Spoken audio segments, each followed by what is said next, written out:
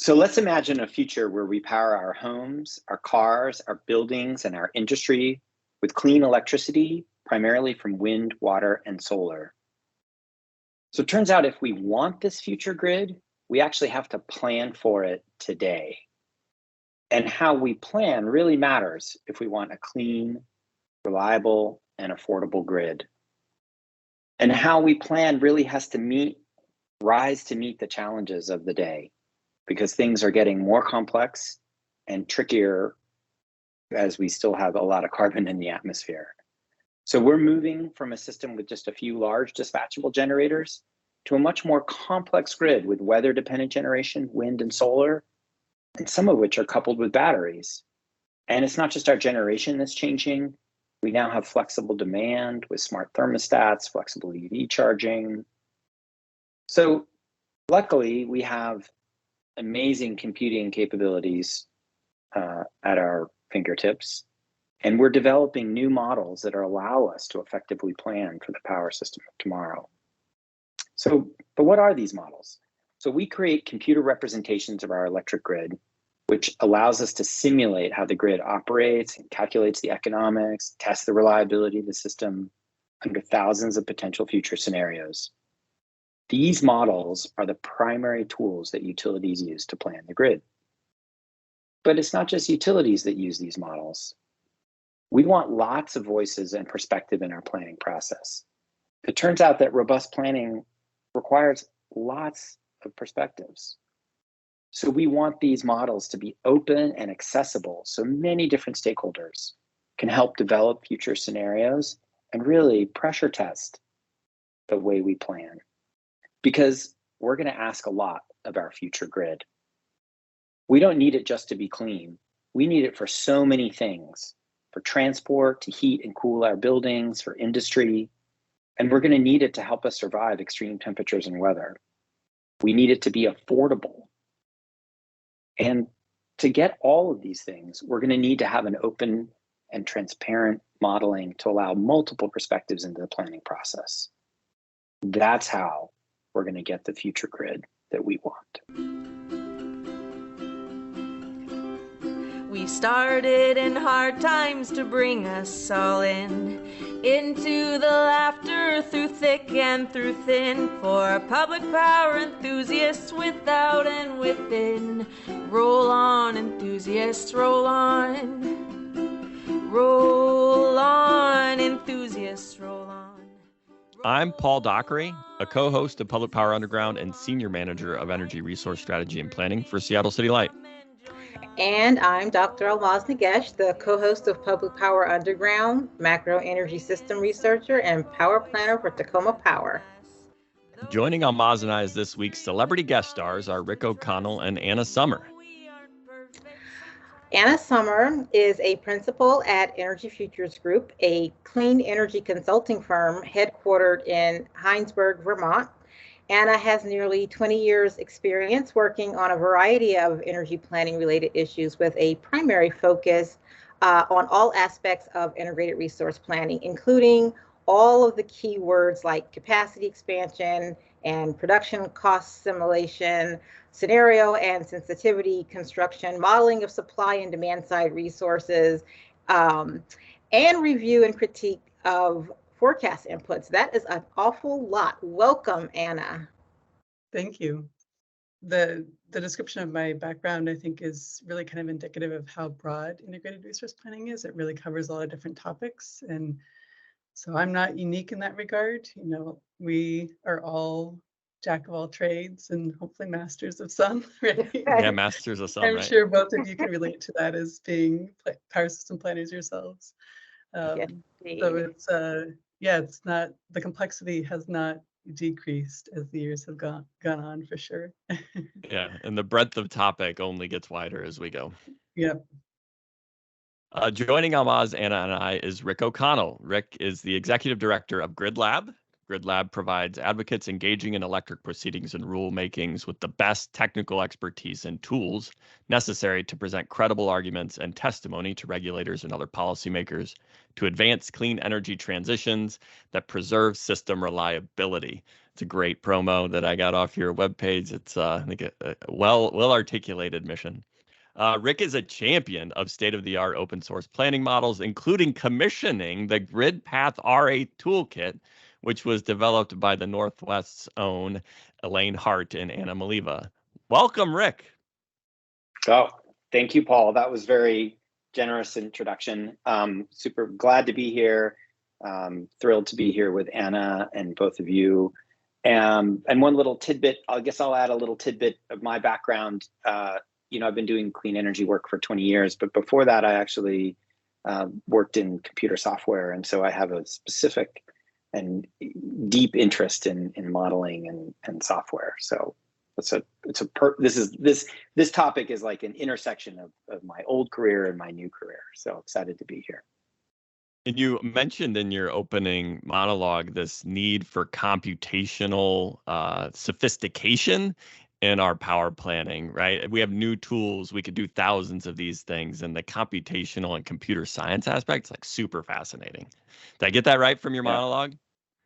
Yeah, absolutely. You're totally right. And I think there's a lot to dig into just to sort of in the complexity, and Anna knows all this sort of stuff, linear programming versus so it's definitely interesting, and it's great that as our power system is getting more complex, the tools that we have to model it are also getting more complex. So it's great that we have expanding computing power. Yeah, in this breadth of kind of technical expertise, Anna, where is the computer science and the modeling aspect and programming aspect in your breadth of experience? How deep and how wide is that in your experience? It's really important, and I wish that I had the background that Rick does, because it would probably be easier to do my job if I had it. But I have zero background in computer science and computer programming, and everything I've learned has been a hazard of the job, so to speak. But I think understanding, some of those intricacies of how models work and how their optimization algorithms are structured is actually really important and helps you understand some of the results that you get from the models. And that's certainly one of the things that we try to focus on at EFG is how do these models work? How do the settings, apply to the optimization, and what are the trade-offs between different modeling platforms? Because there certainly seems to be some. That's not to say that any model is perfect, but sometimes having an understanding of the drawbacks can really help you understand what your model can and cannot tell you. Knowing what you're capable of doing is a really important part of knowing what your model is up to. Yeah. Ahlmahz, you ready to get into it, or you got something? No, I am ready. Let's no burning do it. questions here. On Public Power Underground, we talk about the electric utility enthusiasm trifecta of electrification, markets, and people. On today's episode, we're talking about using industry best practices to plan for an electrified grid. We'll talk about planning for extremes, open source models, best-in-class computational techniques. Ahlmahz will ask an unscripted question in a segment we call Ahlmahz's Insightful Question of the Week, and then we'll close it out with closing thoughts from Anna Sommer. When we get back from a quick word from our presenting sponsor, we're going to start this all off with a game. Public Power Underground is brought to you by the Energy Authority. The Energy Authority is a nonprofit company that specializes in portfolio management and prides itself on leading communities through today's energy transformation. Owned by public power entities, TEA is more than just adjacent. They're as underground as it gets. TEA is on a mission to help clients maximize the value of their assets while meeting their power supply goals. Great mission. By providing expertise in energy trading, advanced analytics, advisory, and renewable solutions, TEA equips public power utilities with access to state-of-the-art resources and technology systems so they can respond competitively in the changing energy markets. With over 60 other public power utilities proudly partnering with TEA to tackle their energy future, it's time for you to consider breaking ground too. Let TEA help you navigate the uncertain future of our industry by visiting TEAinc.org. That's TEAinc.org to learn more today. As foreshadowed, we're starting this week off with a game adjacent topic I'm calling Explain Power Planning to a 5-year-old. Ahlmahz, I'll hand it off to you to explain the game. All right. So We obviously know that being able to explain something is important. So translating super complex topics in a way that a 5-year-old can understand is actually what we might consider the standard of excellence for industry expertise. Like if you're an expert, you can do that quite well. At least we're claiming that. Prior to joining the power industry, I was a teacher. I don't know if you all know that. So I'm going to be the sole judge of excellence of your explanations. We're talking power planning today, so you can explain power planning to Paul and myself like we're 5-year-olds. That's the game. And Anna, we'll start with you. Okay, thanks. I thought for sure I had a upper hand against Rick in this game because I actually have a 5-year-old, but she is not interested in talking about power system planning at all. And I could not figure out how to relate it to either princesses or Lego Ninjago, which are her 2 primary interests. So I'll just have to imagine that I'm talking to her about this. So I guess what I would say is that when we go camping, we use a solar powered lamp in the evenings to read by.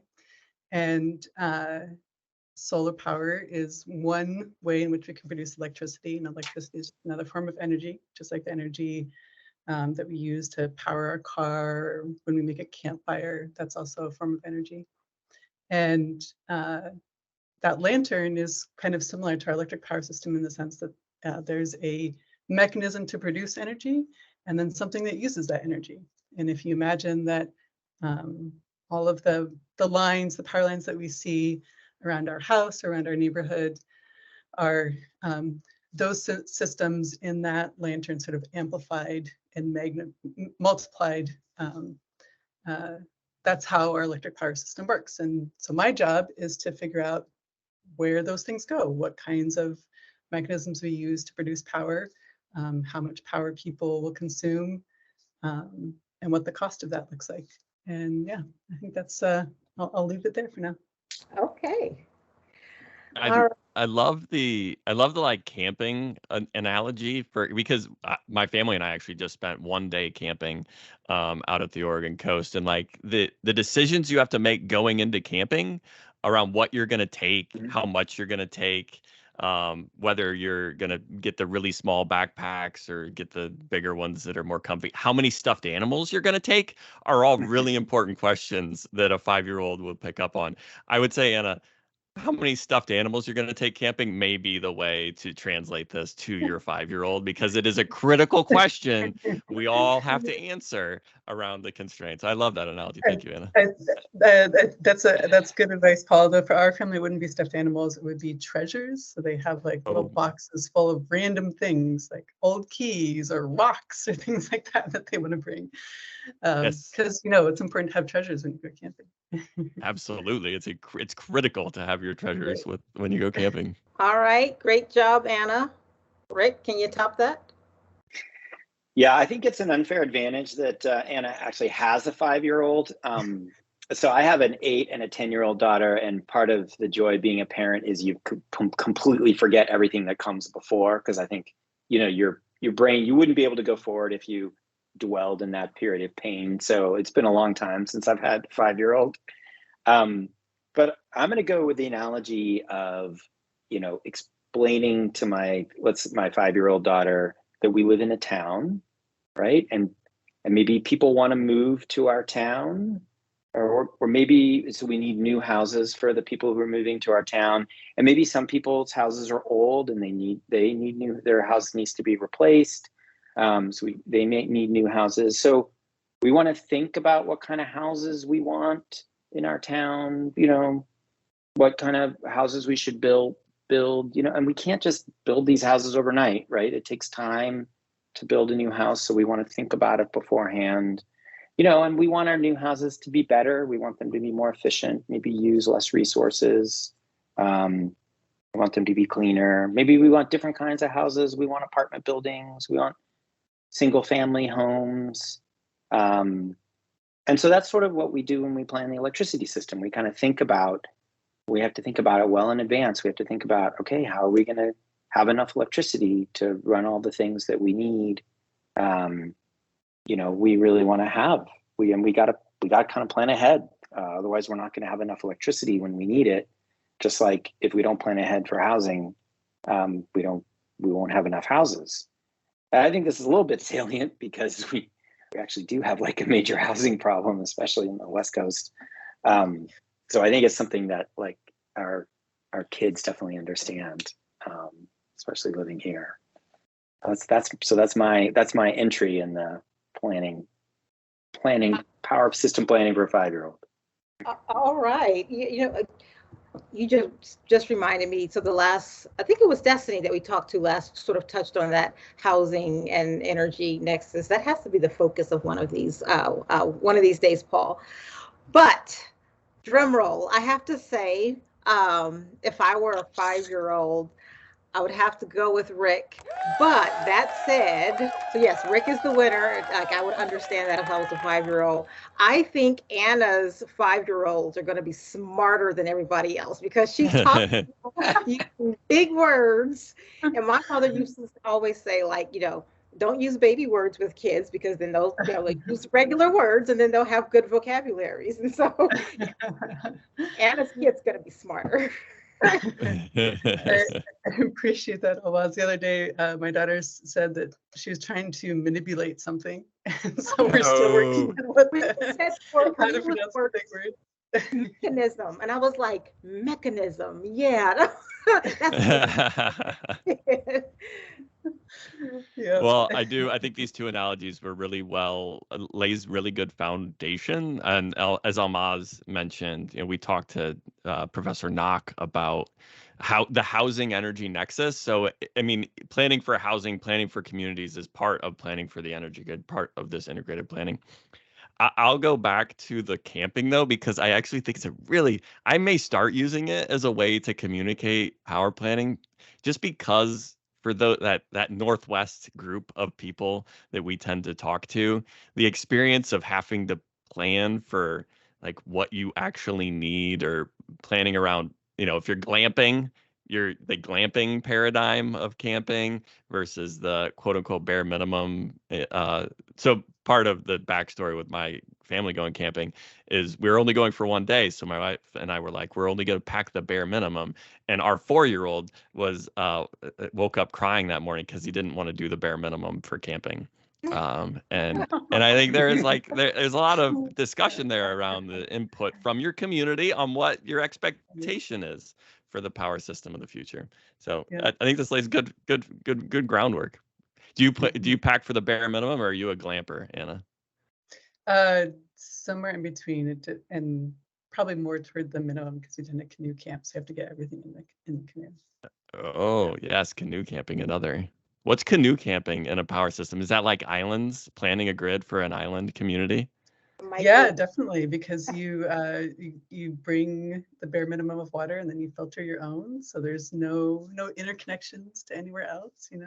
I love it. I'm seeing how this analogy is working. Yeah, Rick, I'm actually taking my family on a 2-week canoe trip starting on Saturday, so this is like incredibly salient. Oh, fascinating. Yeah.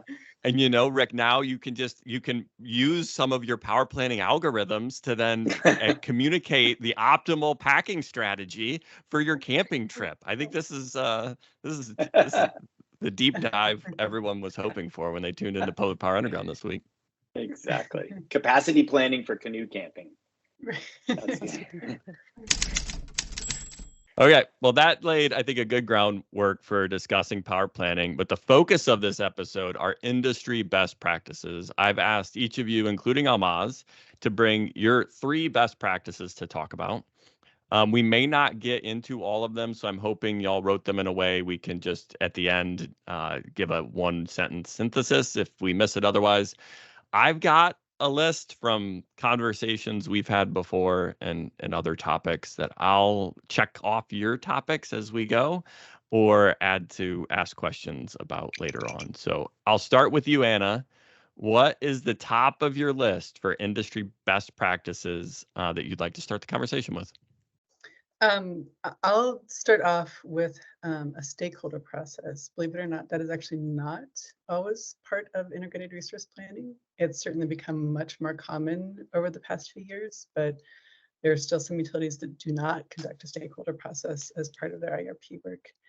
And the reason I think that's so important is because we're definitely moving from this paradigm of power system planning being sort of the domain of technical people who were just, running models or doing other sorts of analytical calculations, to one that's very much informed by community preferences and by the implications of those power systems on the communities that are either served by them or where those power plants are located. And it's, certainly easy to think that those technicians who have worked in integrated resource planning for many decades have all the knowledge that they need to do resource planning. But the reality is that involving these communities is very important and is really the only way that we're going to get buy-in into energy transition. So I think that's a really key best practice for any IRP effort. And we previewed this a little bit earlier, but one of the topics we covered with Professor Nock was community involvement and ways to, what did we call it, Ahlmahz? It was like, there was a turn of phrase that she had for being, making sure your inputs were repeatable and vigorously defendable, and having the social sciences aspect of getting a survey result to be replicable within a model and repeatable. Do you remember, Ahlmahz, the turn of phrase? It's at the tip of my tongue, but nope, I can't remember it. Same with me. Go listen to the episode, listeners, and you'll remember. Ahlmahz, any on the stakeholder process, any best practices you think around this that you've seen? You know what? So here's the thing. I don't know, Anna's psychic, because that was number one on my list, was also the stakeholder process, but not so much just having the stakeholder process, but knowing who your stakeholders are. Because that's something that I feel like I could do better at in terms of the IRP planning group stakeholder process. So I noticed that it's like really hard sometimes to get community advocates that I would love to be part of the process and so I actually went to this to a conference where these groups of people were sort of talking best practice or whatever, and I went and I asked them, I was like, why is it so hard for me to get you to come to the IRP stakeholder meetings? And she literally says, oh, I hate the IRP meetings. They're so long and boring and technical. And so as a former teacher, I should have known that, right? That you really have to know your audience and speak to your audience. Just like right now we were talking about, explaining power systems to a 5-year-old. You have to be able to know, not every stakeholder is a 5-year-old. Sometimes you just really have to change the way we have these meetings. So that's my best practice right there. Make it meaningful to the stakeholders. Mm-hmm. Yeah, no, I completely agree. Yeah, I should have qualified what I said by saying a high quality or an effective stakeholder process. We certainly don't want to have meetings just for the sake of meetings. And I am constantly trying to figure out how to do that better. Well, kudos to you. Yeah. I'm not aware of, really any utility that reaches out to potential stakeholders. I think that's great. I mean, that's certainly one way that would encourage people to participate if they feel like they're wanted, right? So I think that makes a ton of sense. Yeah. Rick, where was the stakeholder process on your list? Was it on your list of the top 3? It was not on my list. And so kudos to, I sort of jumped, that's like that, whatever, engineer in me, right? I jumped straight to the answers or the process, but I totally agree. And maybe I can tag team by saying what was on my list, I think follows nicely from the stakeholder process, which is really transparency. So transparency is just very, very important for me. And that's, I think, having a transparent process means the stakeholders have visibility into what's happening and it's not just this black box. And so being transparent about the assumptions you're making, the data sources you're using, kind of your forecasts that you're using, clearly describing, I think it goes a little bit also into this, like what making it meaningful, like being able to clearly describe what you're doing, your scenarios and the assumptions, so your stakeholders can understand what you're doing, as opposed to sort of shrouding it in gobbledygook and jargon. So yeah, I would say transparency is a really key kind of, companion to the stakeholder process. Mm-hmm. So you mentioned, I think, the data sources, the forecast inputs. Does the open source model is that part of transparency, or is that elsewhere on your list? No, that's absolutely right there too. And yeah, sorry, I just forgot to mention it. It's like, no, absolutely. You're a and champion of open source model, right? Exactly. And that's where open source is so important, right? I mean, so you're not just using maybe you're not using a commercial model that is a black box, and that, that commercial model is actually really, there's licensing restrictions, and, the stakeholders can't even get access to it, even if they wanted to get access to it, even if they wanted to pay the license fee, maybe they wouldn't even be allowed to do it. So whereas open source means that anybody can look and see what the code is doing, anybody can run it themselves. So this is where I think having open source models really adds to the transparency. Anna, it was transparency and the data sharing. Was that on your list at all of best practices? It was number 2. Yeah. Number 2. Yeah. So like Rick, I think that's super important, and really sort of critical to a meaningful stakeholder process and a meaningful IRP process. The thing I would add on to what Rick said, and Rick has really been a champion for this too, which is intervener access to the models the utilities are using. So we've had some success in getting access to the same platforms that the utilities are using, the same databases, that we can make really targeted changes and show, okay, if we disagree with X, Y, and Z assumptions and you change those, what impact does that have on the modeling result? I think that's really not just useful, but also sort of, creates a good record for the utility commission, because then you're comparing things on sort of an apples to apples basis. One thing that I want to say about that too is that throughout many different aspects of integrated resource planning, and we've talked or hinted at this a little bit earlier in the conversation, the sort of social science or the human relations aspect of IRP is really important, and this is certainly one way in which that is important. There are some software vendors, some model vendors who are very easy to work with, and they want to make sure that their platform is available for all stakeholders to use. They want their tool to be accessible to everyone. And there's some that are not, and they view themselves as essentially champions of the utility and not willing to work with interveners. And I think that's a really important aspect of transparency, is how does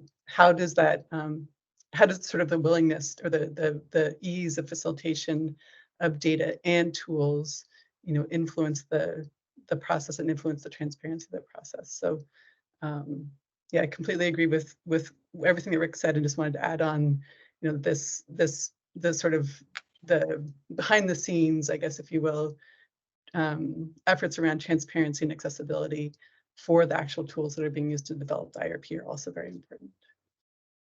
Yeah, we are bros for power planning. We're bros for best practices. So we aren't going to shame the people who don't have a tool. We aren't going to openly shame them, but we can do a shout out for who are the utilities that do this well, or what is the software vendor that makes this really easy. You can give a shout out to them, even though they aren't sponsors. But I think it is helpful to celebrate successes and celebrate best practices. I agree. Yeah, no, I'm not here to shame anyone at all. I think it's always better to talk about the positives and the successes that we have. We've had really good experience licensing Servan from Estrape. They've been very helpful and very interested in making sure there's a level playing field for all parties. Another vendor that we really like working with is Anchor Power Solutions. They also have a similar approach that their tools should be sort of objective and available for all. So there's a variety of folks out there that I think are really good to work with. You know, when I first started at Tacoma Power, one of the first projects that was put on was working with PGP, a group of other utilities, with E3, and looking at different scenarios of our future. This was before CETA, and we had our 100% clean scenarios. We were looking at all these different pathways, and E3 had a model that they had developed. Resolve was the name of it, but it was open source because it was developed for California, and what they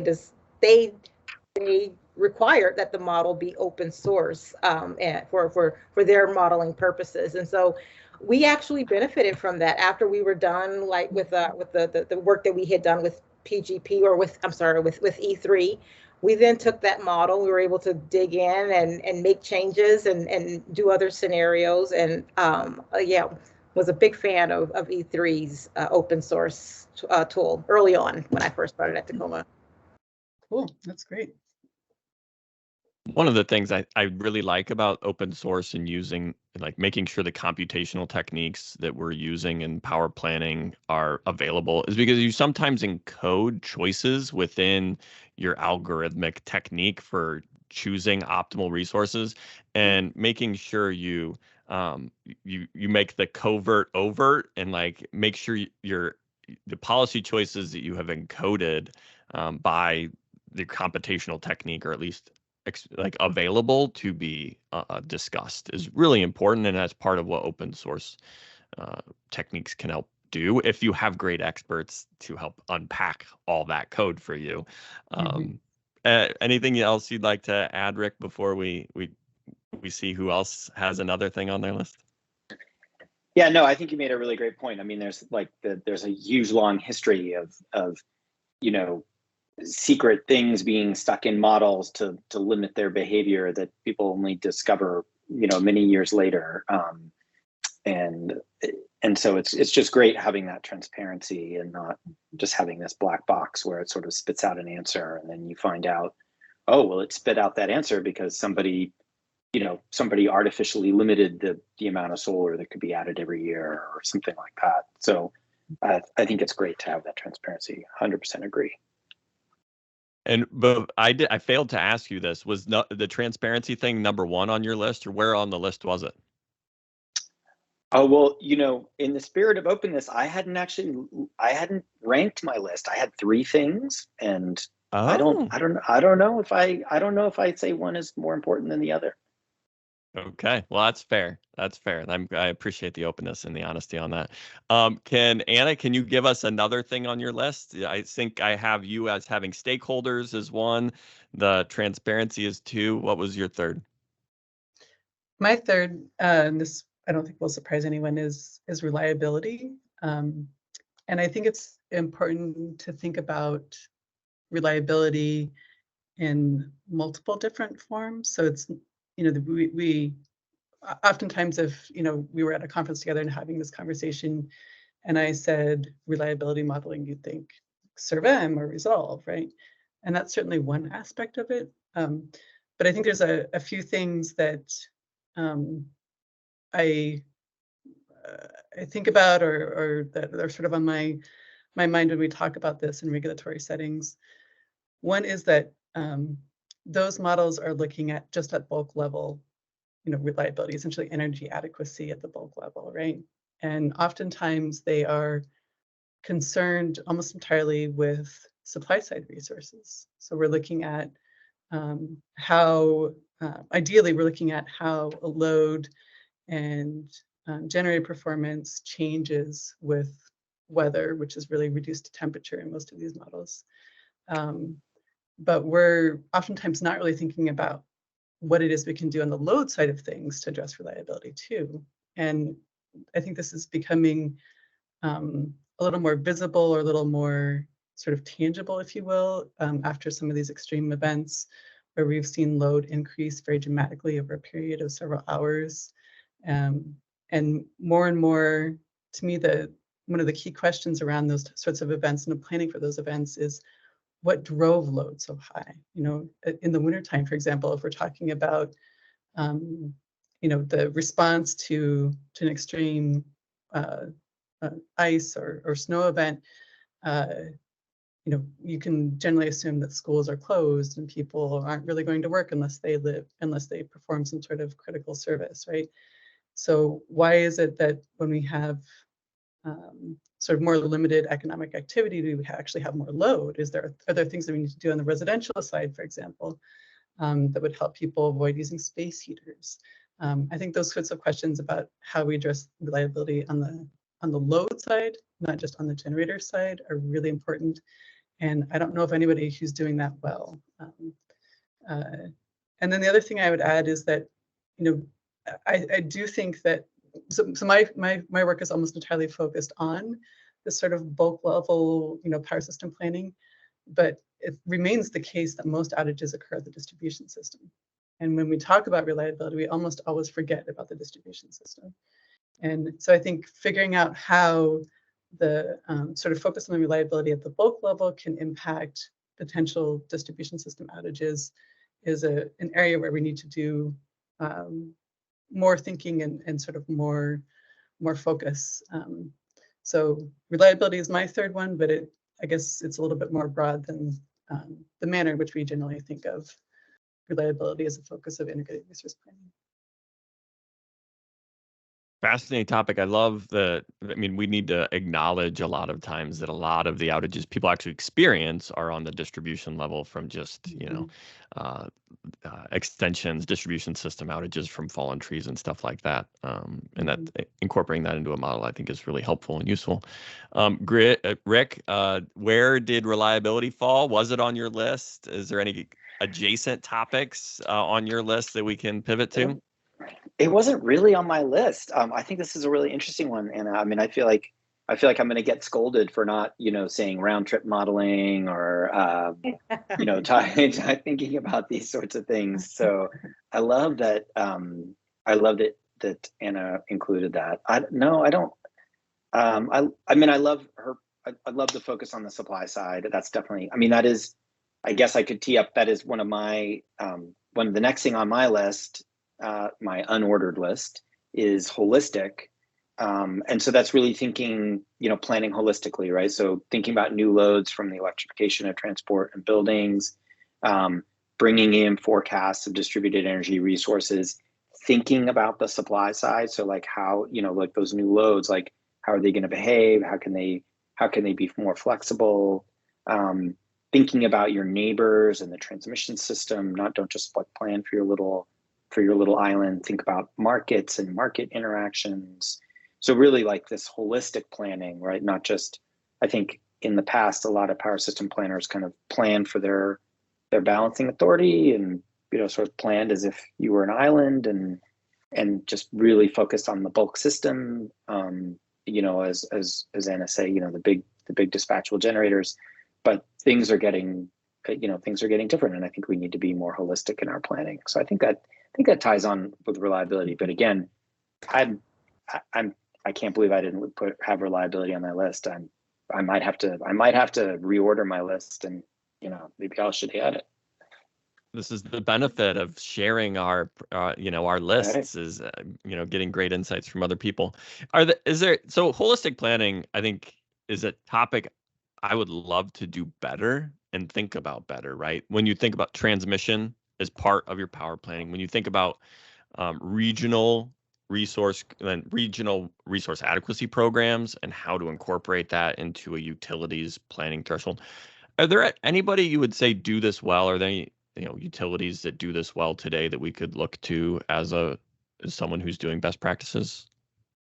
Yeah, I think I would have to call out specifically when you're talking about bringing transmission planning into into resource planning. This is something I've been thinking a lot about lately, and we're actually about to commission a white paper on this exact topic. I would have to say, you know, close to home in the Northwest would be PacifiCorp is really, and I think it's because it's a multi-state utility. You know, it spans several Western states. It really has to think about transmission. It has to think about delivery. It has, lots of generators spread over multiple states and loads spread over multiple states. And so it's always had to think really integrated. I think other utilities that are maybe single state, smaller BA, maybe think less about it. So I'd really want to call out Pacificor, and I think they've also just, if we get to my other topic on my list, I might call them out again in a good way. So I think, but I think this is tough. Like, I've been thinking about this a lot. Integrating transmission, being holistic in your planning is not easy. It's quite difficult, and it's hard to do well. And there's not a lot of people doing it well. We could also, I think, Idaho Power, another participant in the Boardman to Hemingway transmission line, which was came out of their resource portfolio, their integrated resource plan, is probably another one that does that well. I think B2H may be an example of, like, when you do this well, something happens on the transmission side. Would be my hot take of the day. Ahlmahz, is holistic planning on your list, or anything adjacent to reliability or holistic planning on your list that we should touch on? I don't know. No, I don't really think that one came in there.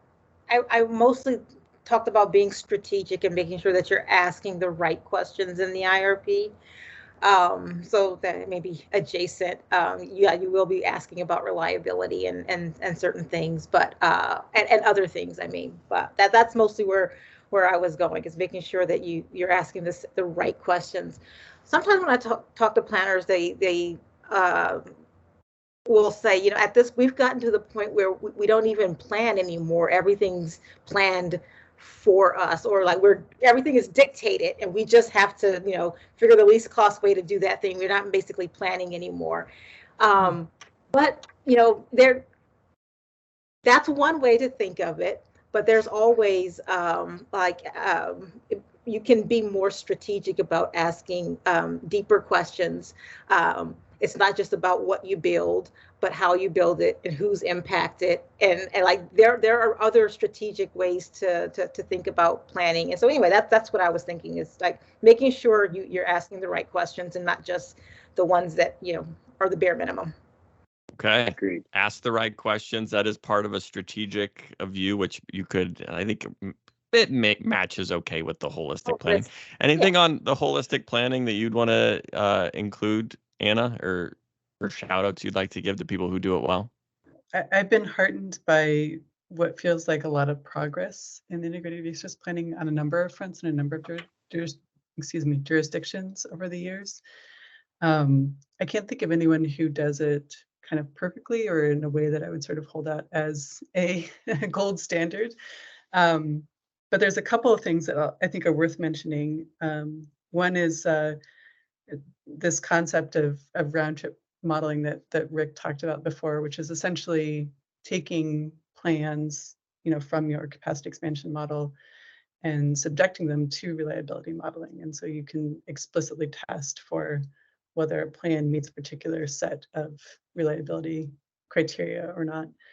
And the first time I saw that was actually in some work that Public Service Company of New Mexico did. And I think that approach makes a lot of sense for utilities that are operating in small, regions like balancing authorities.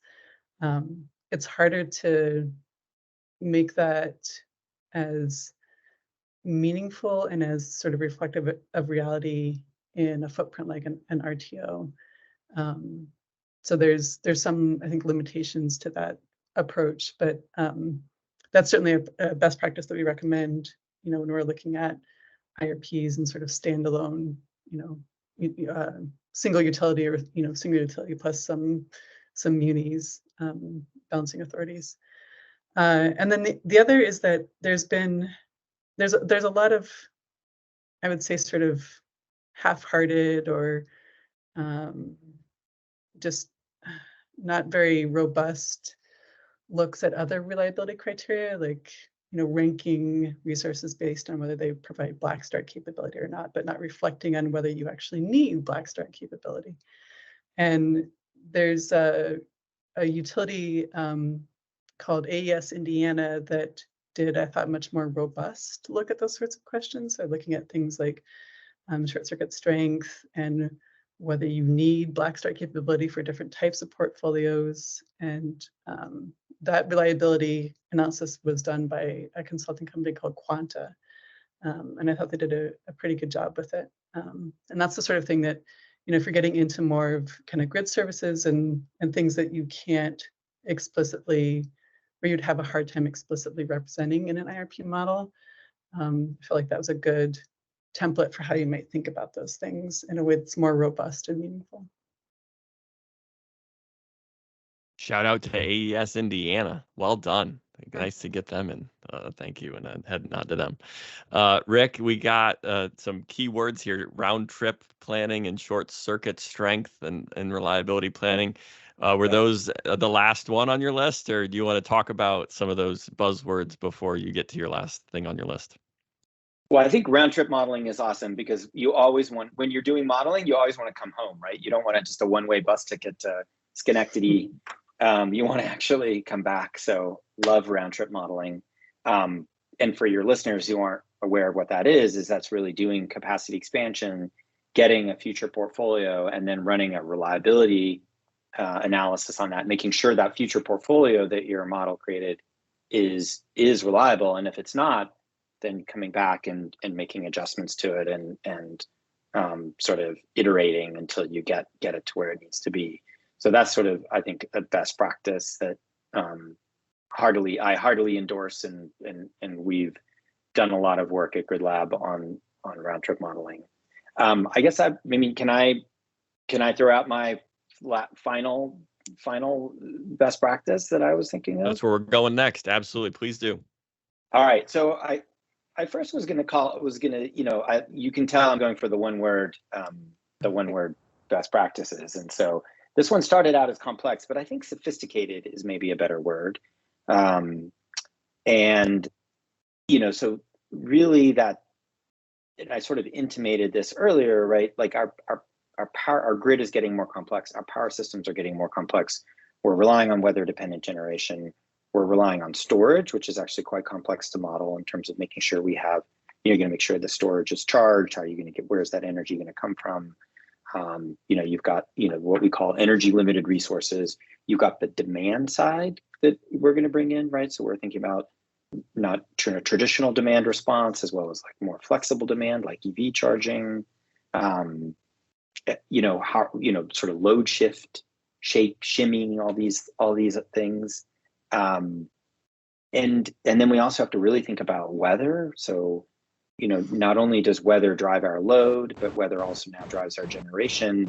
We've got to like sort of have these large weather data sets that have got to be synchronized with load. So I just think this sort of sophistication and complexity is really important. I think I'm not going to name any names, but there's still utilities that are sort of like, oh, this is pretty straightforward. We know what we're doing. We can just kind of come up with these portfolios on our own and not really think through. But I think that you really need the sophistication now. Like you can't really get away with the old way of doing things, which was, put some stuff in a spreadsheet, do a load duration curve, do some simple calculations, and come up with a portfolio that works. Like you really need to have a much more sophisticated model. And I think that ties into the other things where we think about holistic, right? To bring in all these things, you need sophisticated modeling to bring in all the bits and parts and pieces, DERs, and then transparency, right? You need to, maybe you want something that's, sophisticated, but it's got to be able to explain itself well and still be transparent. So that's my last piece. Can you give me some buzzwords around a sophisticated model that does like planning for extreme weather well, that's beyond the kind of load duration curve Excel spreadsheet? What are the buzzwords for models that are sophisticated enough to deal with it? Awesome. Get them all. Well, I'll do 34 seconds. Give me the TikTok rundown of all the buzzwords if you got them off the top of your head. Well, maybe I don't know if I can just like blather them all out, but my favorite one these days is coherent weather scenarios, right? So as opposed to kind of Monte Carlo. So in GridPath RA toolkit that our friends helped us to, developed,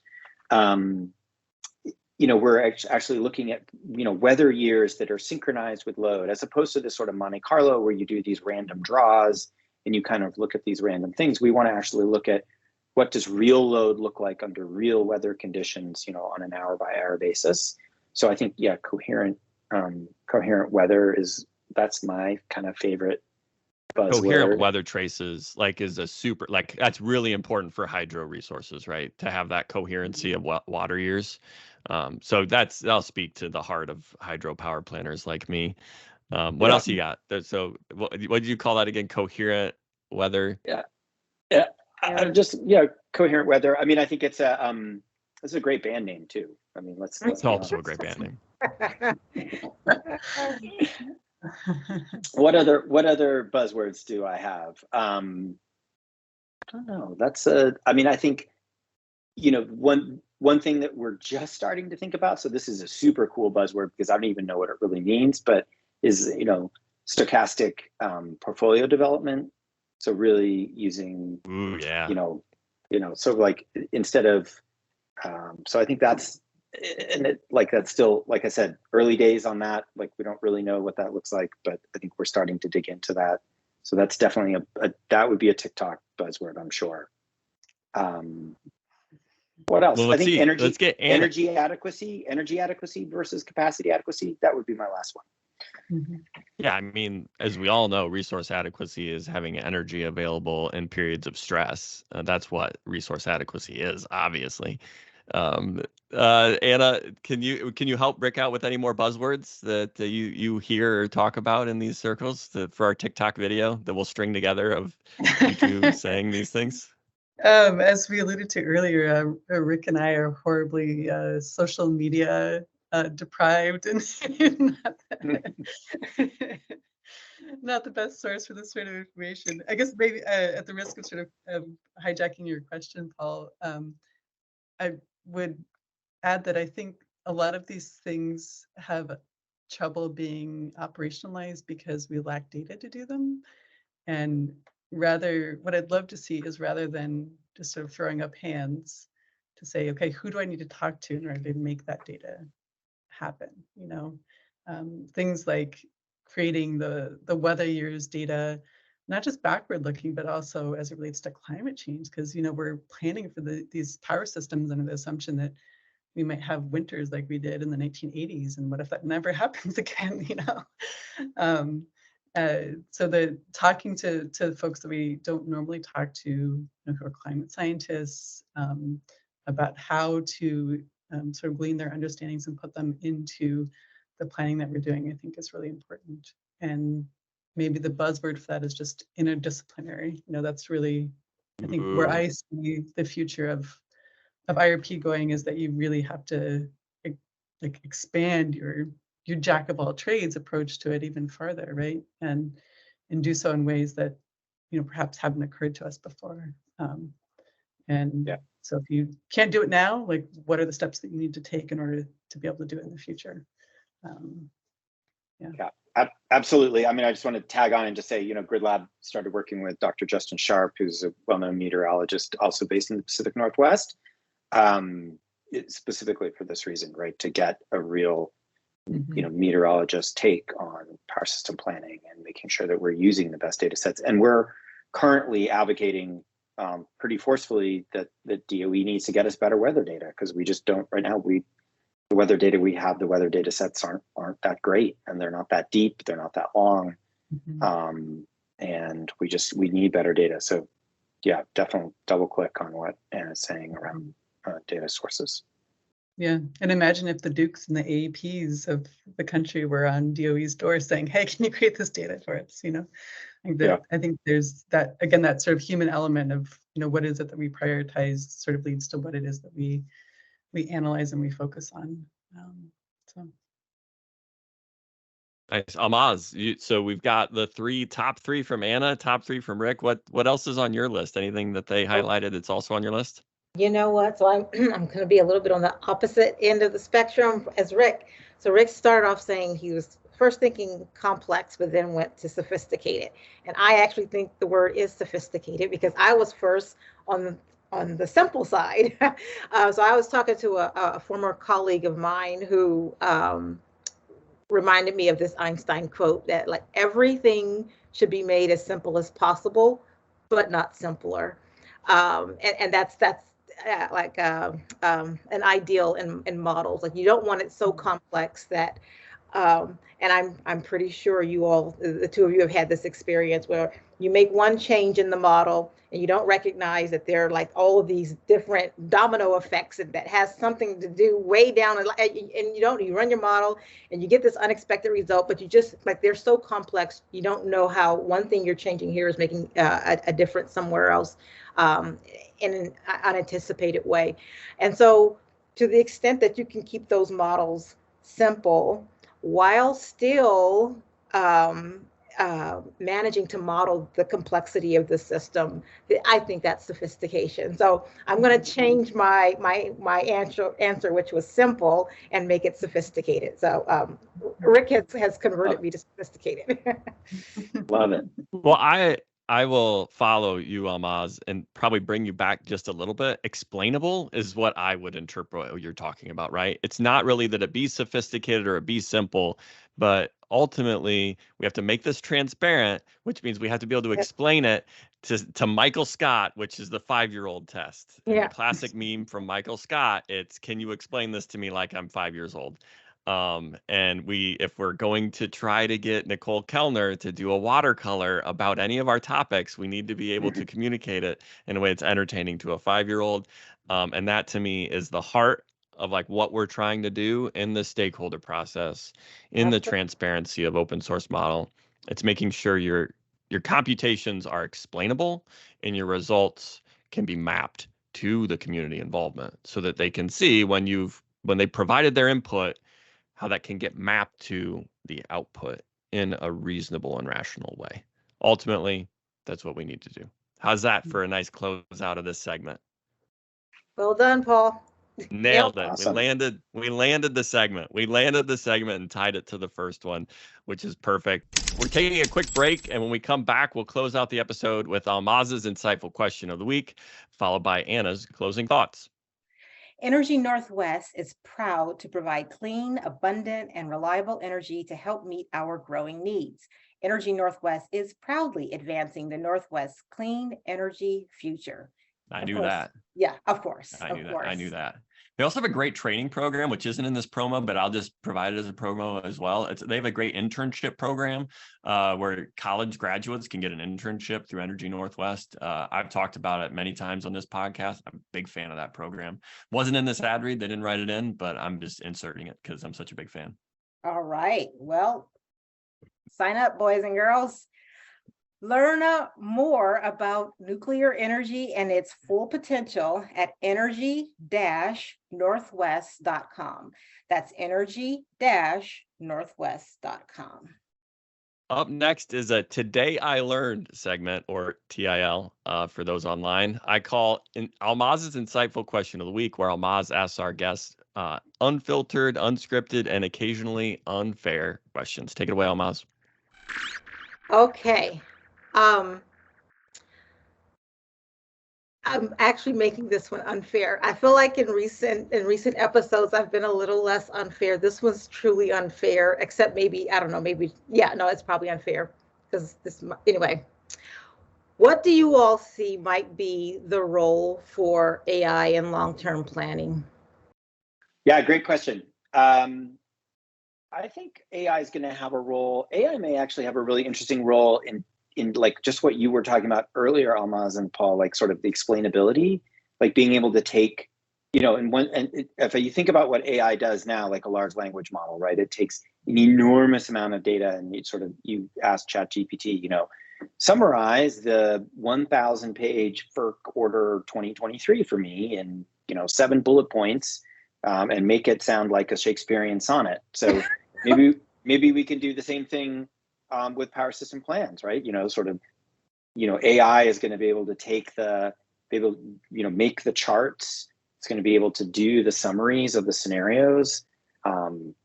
And we may be able to use AI to sort of pressure test, like we were talking about that sophistication and complexity. Can AI run some of that, to do some of that work for us?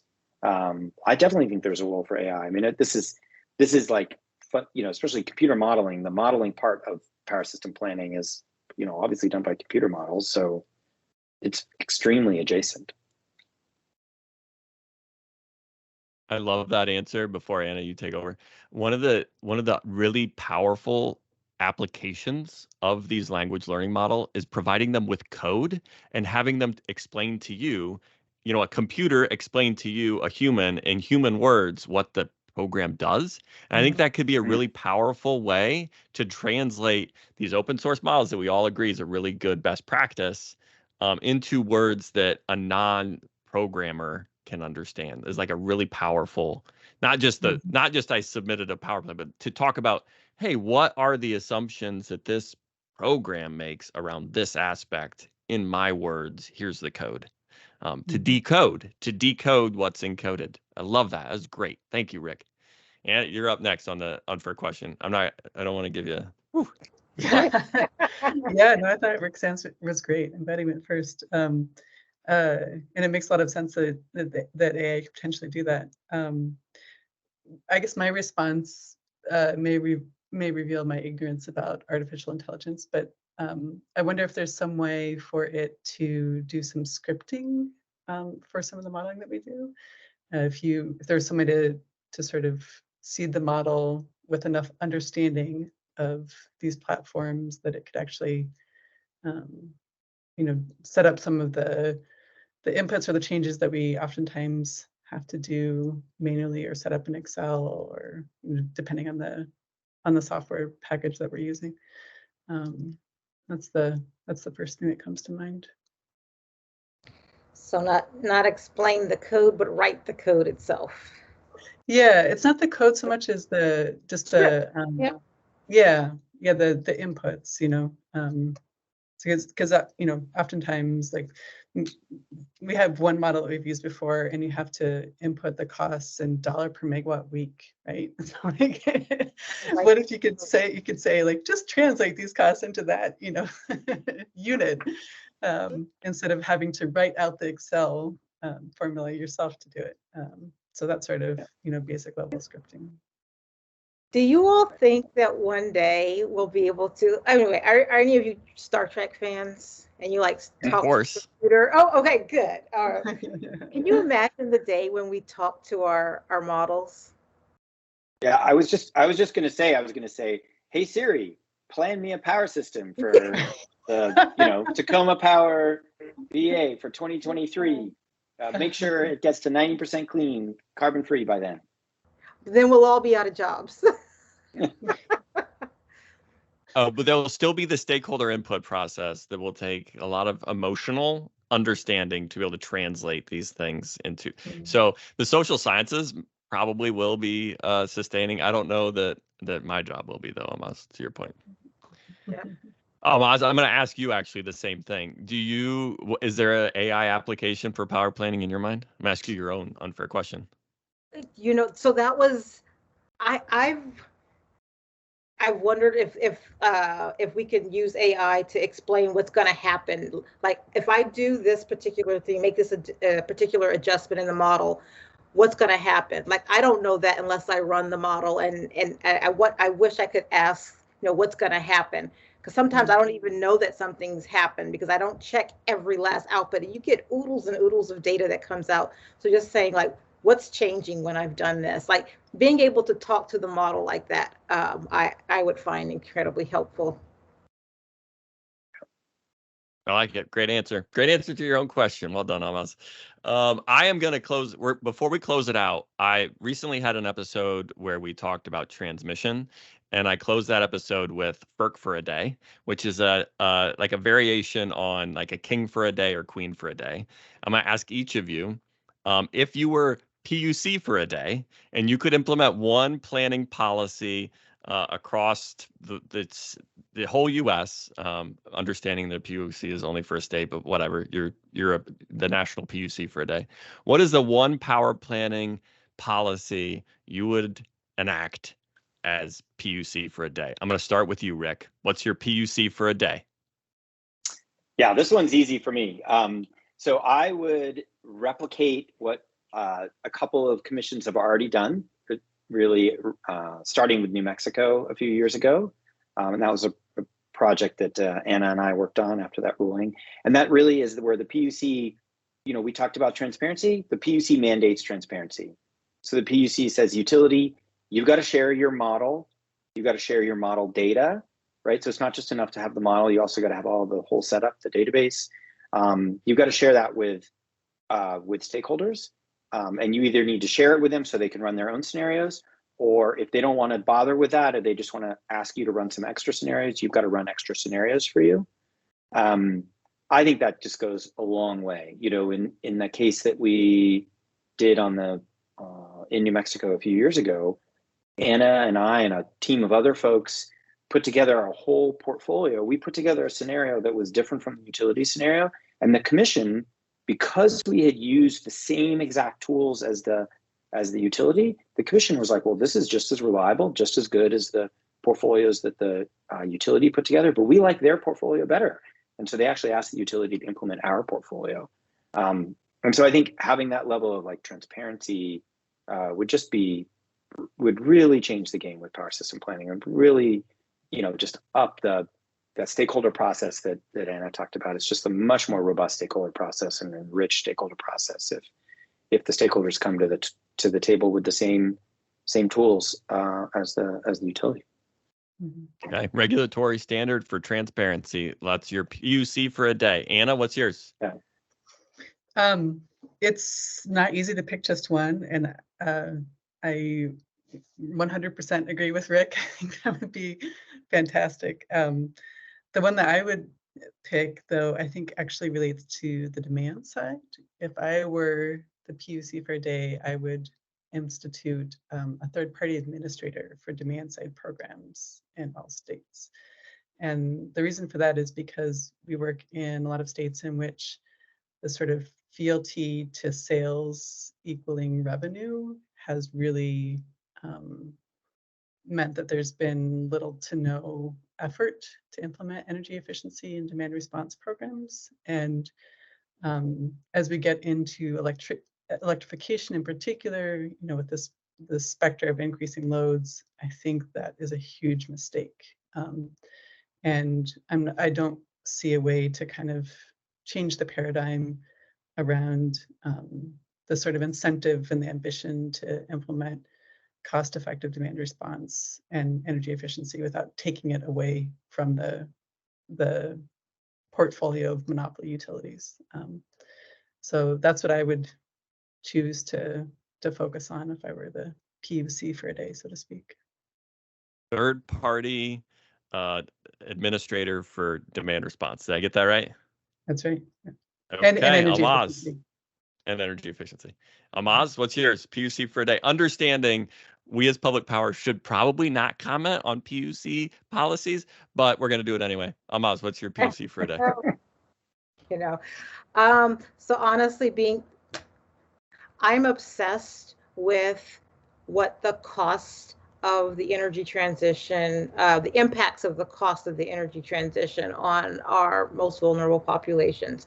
And so that's why I'm researching like public goods and so what I would do is have my require the utilities to conduct a study evaluating the pros and cons of treating the grid as a public good, because that's something that I feel like people should actually know.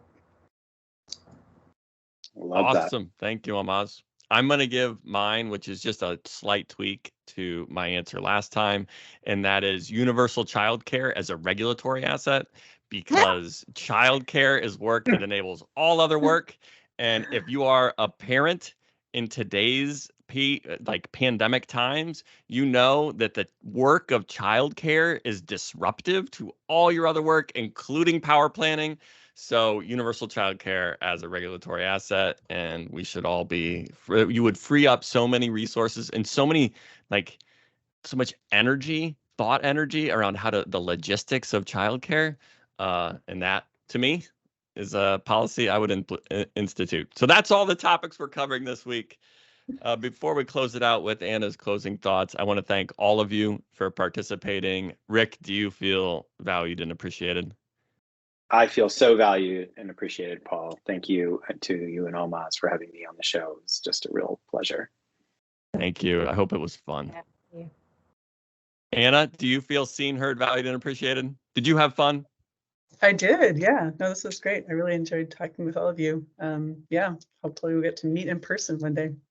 Yeah, it'd be awesome. Ahlmahz, do you feel valued and appreciated this week? Always, yes.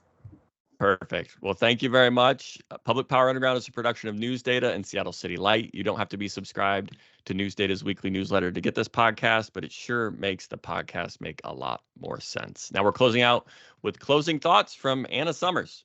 So the energy transition requires participation from all levels of society, in ways that we haven't seen previously, or at least that I haven't seen in my career. It's a much more interdisciplinary effort. It requires us to think through not just the technical aspects of transition, like reliability and power system operations, and some of those other sort of quantitative things that we've talked about, but also how those systems relate to people. How do people participate in their energy economy, and how do we harness enthusiasm for this transition in a way that propels that change? These are, I think, really difficult and broad challenges and opportunities, but I think we can position ourselves well to take advantage of them and to address them when we come to them with a sort of creative, transparent, and can-do, attitude and approach. And so that's the message I want to convey, is that yes, these things are hard, but there's a lot of good work that we can do and a lot of good people who want to be involved in them. And I'd love to see, more creativity and more sort of can-do attitude around how we think about transition and how we address some of these difficult problems. So thanks for having me on the show. It was great. We started in hard times to bring us all into the laughter through thick and through thin for Public Power. Public Power Underground is a production of Seattle City Light and News Data. The views expressed here are our own and not the official views of Seattle City Light, Tacoma Power, News Data, or the organization of the guests also appearing on Public Power Underground. Public Power Underground is electric utility and electric utility adjacent topics from a power department's perspective. Today's episode was written and produced by Paul Dockery and Ahlmahz Negash, and it's edited and published by the stellar team at Pioneer Utility Resources, with sound mixing by Lucas Smith and video editing by Brendan Delzer. If you are interested in having a podcast edited, published, or produced, please reach out to our friends at Pioneer Utility Resources. Our theme song, Roll On Enthusiast, was rewritten, performed, and recorded by Aaron Guillory and Ian Bledsoe. You can find Public Power Underground on YouTube, Apple Podcasts, Spotify, or your favorite podcast app. Please share with electric utility enthusiasts like us and give us a rating or review on your app of choice if you enjoyed the content. It helps other energy enthusiasts like us find us. Public Power Underground for electric utility enthusiasts. Public Power Underground, it's work to watch.